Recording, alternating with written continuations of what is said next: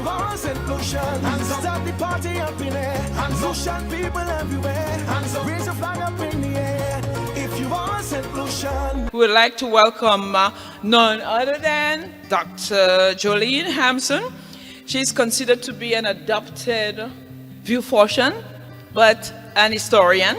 She did her PhD dissertation on a social history of Vieux-Fort, so she's well attuned or in tune with Vieux-Fort, and she is the author of 3 books on St. Lucia, including a history of St. Lucia, as Dr. Reynolds mentioned earlier, which is perhaps the first and only attempt at a comprehensive documentation of St. Lucia's history. As a historian, I take the safe route in a way. We look at the long lines.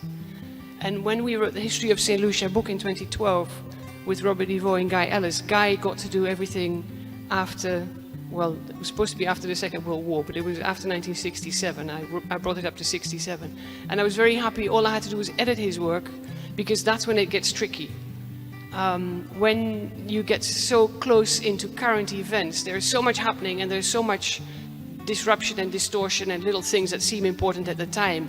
When you 10, 20, 30, 40 years on, you start to see the long lines, and a lot of that stuff just falls by the wayside. Even I have to admit, in our own history book, there are things that we thought were important at the time that I would never even have considered putting in the book. Now, in light, for instance, of the Alain Chastanet government that we've just had, that every time you move 10 years on in time and you look back again, your perception, your interpretation of history changes.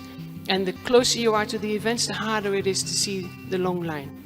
First of all, we had 120 years of slavery in St. Lucia. We call it the 120-year war in the book. Slavery in St. Lucia, I'm not talking about the Caribbean or the Americas, that started way back when in the 1500s. In St. Lucia, first mention of slavery is in 1720, abolition is in 1838, it's 120 years. It took us 120 years after abolition to break the power of the plantocracy. So 120 years of slavery, 120 years of continuing conditions that are very similar to slavery, right? Sugar. And it was really with the break from sugar and eventually the introduction of bananas that you see a radically different state of being in St. Lucia, where the plantation economy, where you have a few people at the top using and abusing masses of the workers and the people in order to extract as much wealth as possible for their own benefit, right? To a situation where you have bananas, where everybody who has access to a little bit of land, whether that's family land or private land or even squatted land, can start to earn money, and with bananas every fortnight. So that radicalized, that was really a radical change eventually after the Second World War for St. Lucia. And everybody, I think, still understands the concept of banana money. Right? Banana money is where you go to the docks, you sell your bananas, you get your check, and you use that money how you want to use it. So yes, from an internationally speaking, we're still a small country and we still have to bow to the influence of the West and large economies, and Compton was a pragmatist. Under the influence of the World Trade Organization, St. Lucia lost its preferential access to the markets, which you can say is really where you could see that freedom being curtailed by the outside Western world, because that was hypocritical. America took St. Lucia and the other islands to the World Trade Organization. America doesn't grow one banana on American soil, but American multinationals have, you know, a hand in banana companies in Middle America and South America.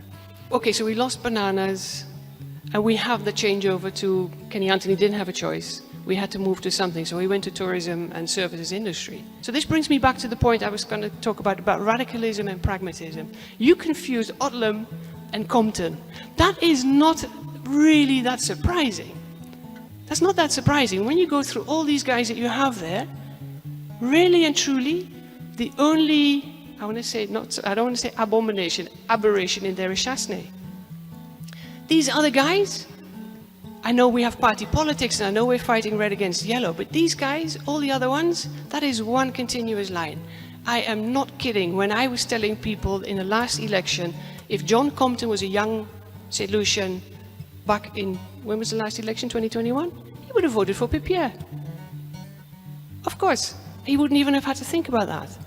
The radical roots of George Charles, John Compton, Odlum, Dr. Anthony and Pépierre, that's one line. That is one continuous line of guys who care about the country, about the people of St. Lucia, and how can you best provide an economy that serves the interest of the people of St. Lucia. All of these guys are moving away from plantation economics. They're all faced with a situation where they need to be pragmatic as well. The only one who didn't care about that, because he never came to be Prime Minister, was George Odlum, which is why he can get a 90, because he was never confronted with the reality of having to be Prime Minister. If he had ever had to be Prime Minister, he would have been right down there in the mid-40s, just like the other guys. Yeah? The only really aberration in that line of men that you have there, and you've said enough about it, and I'm going to keep my big mouth shut, is the second one from the right there. If you want to talk about freedom and self-realization, if you like, you need to talk about access to the means of production. You have access to labor, but do you have access to capital, credit, and do you have access to land? Now, that was a struggle from the time of abolition. People tried to get access to land, and a peasantry did eventually develop, but it's against enormous odds. But in Vieux-Fort, because we have so much flat land, and you put it best, the land is too good for the people of Vieux-Fort. And again, that is something that I don't think even this current government has really reflected on, from what I can see. And that is the role that Invest St. Lucia has been granted. Same point you make. Invest St. Lucia fits right in that same line of the Duboulets who used to own the sugar factory, slavery first, then the sugar factory. Then you get the Barbados settlement scheme, where they bring Bajans down to Vieux-Fort and give them 5 acres of land, while the Vieux-Fortians are considered wage laborers and people unsuitable to being landowners themselves.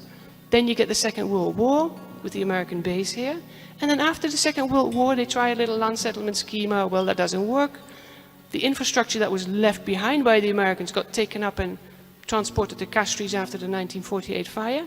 And all those 3,000-4,000 acres of land that we have here were given to be looked after by NDC and now Invest St. Lucia, waiting for the foreign investor.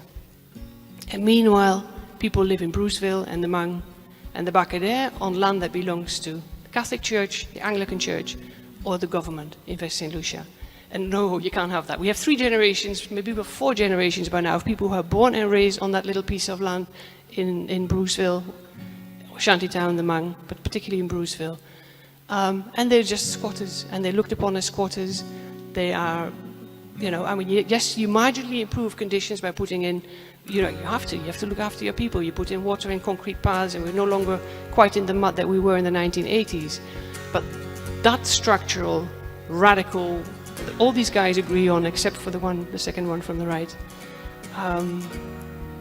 If to break that, you need to start giving people access to land.